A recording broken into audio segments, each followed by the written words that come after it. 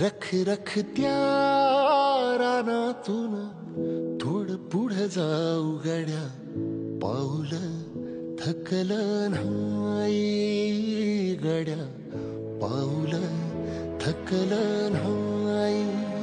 सुकलेल्या भाकरीला पाण्यासंग खाऊ गड्या, पाऊल थकलं नाही गड्या, पाऊल थकलं नाही.